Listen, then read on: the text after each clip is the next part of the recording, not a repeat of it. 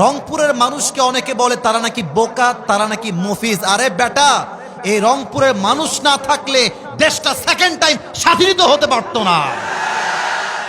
রংপুরের শহীদ আবু সাইদ যখন তার বুকে তাজা রক্ত ঢেলে দিয়েছে, তার বুকের গুলি জাস্ট তার বুকে লাগে নাই, এই গুলি লেগেছে তাওহীদি জনতার কলিজায় গিয়ে আঘাত লেগেছে।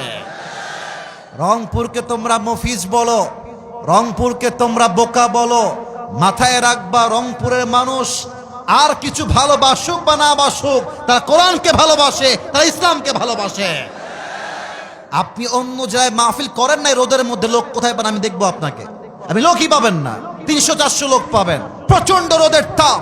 তারপরেও যে জোয়ার দেখতে পাচ্ছি, এটাই প্রমাণ করে এই রংপুরের জমিন থেকে ইসলামের ঘাঁটি তৈরি হবে ইনশাআল্লাহ। 2 নাম্বার কথা বলতে চাই রংপুরের মাটিকে নিয়ে। আমি আসিফ হুজুর পুরো বাংলাদেশ ট্রাভেল করেছি, পুরো Bangladesh, entire city, entire district, সব জায়গায় গিয়েছি।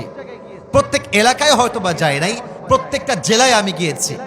কিন্তু আমি আগেও বলেছি, আজকেও বলছি, তাফসীরের জগতে, মাহফিলের জগতে প্রত্যেকটা জেলাই সেরা, প্রত্যেকটা বিভাগই ভালো, বাট রংপুরের সঙ্গে কারো কোনো তুলনা চলবে না।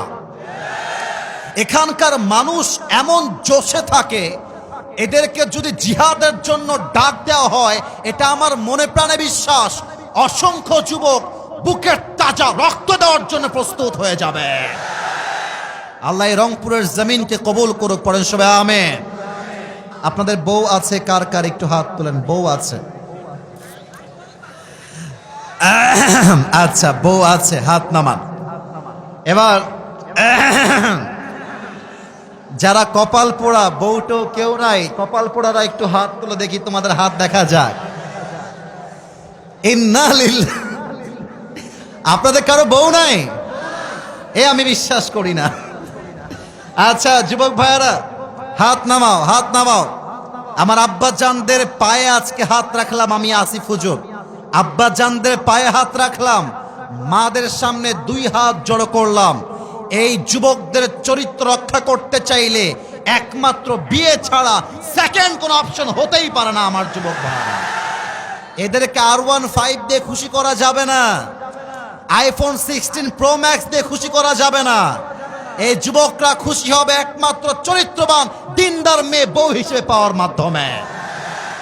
আব্বা বোঝে না রে, আব্বা বোঝে না। আব্বারা বলে যে বাবা নিজের পায়ে দাঁড়া, দাঁড়িয়ে তারপর তুই বিয়ে কর। মাথায় রাখবেন, নিজের পায়ে যতটুকু দাঁড়িয়েছে দাঁড়াক। বাবা হিসেবে আপনার দায়িত্ব এটা বলা যে বাপ তুই বিয়ে কর, চরিত্র বাঁচা, দরকার হলে 1 বছর আমি তোকে দেখব, তোর বউকে আমি বাপই দেখব, ঠিক কিনা বলে? বাংলাদেশে আইন করা হয়েছে 18 বছরের নিচে নাকি কোনো মেয়ে বিয়ে করতে পারবে না। আমার প্রশ্ন হচ্ছে 18 বছরের নিচে বিয়ে করতে পারবে না তা মেনে নিলাম, কিন্তু 13 বছরের যেই মেয়েটা পার্কে গিয়ে ইজ্জত বিলীন করছে, টিকটক করছে, ইজ্জতের ধাজিয়া উড়াচ্ছে, তার জন্য আপনার আইনটা পাস হবে কবে? 18 বছরের নিচে বিয়ে করলে জেলখানায় দিবেন, মামলা দিবেন। আর 13 বছরের মেয়ে প্রেম করলে বলবেন বাচ্চা মানুষ তো বুঝে উঠে নাই। এটা উপরে ফিটফাট, ভেতরে সদরঘাট ছাড়া আর কিছুই হতে পারে না। এবং আমার অবাক লাগে মেয়েদেরকে দেখলে, এক একটা মেয়ে 4-5টা বয়ফ্রেন্ড বিলং করে। আমি জানি এই কথার জন্য অনেকে রাগ করবেন, আমি জানি, আমি জেনেই বলছি। আমার কথা একটা, যেই মেয়েগুলো আজকে টাকা পাইলে, সরকারি চাকরি পাইলে বুইরা টাকলার সঙ্গে বিয়ের পিড়িতে বসে যায়, এই মেয়ে জীবনে যাই পাক আর না পাক সুখের সন্ধান কোথাও খুঁজে পাবে না। অতএব আব্বা জানদেরকে বলবো, আব্বা জান বিয়ে যখন দিবেন, মেয়ের জন্য টাকাওয়ালা খুঁজে বাদ দিয়ে চরিত্রবান যুবককে আপনার খুঁজে বের করতে হবে, ঠিক কিনা বলো? আল্লাহ মাদেরকে বাবাদেরকে বোঝার তৌফিক দান করুক, পড়েন সবাই আমিন।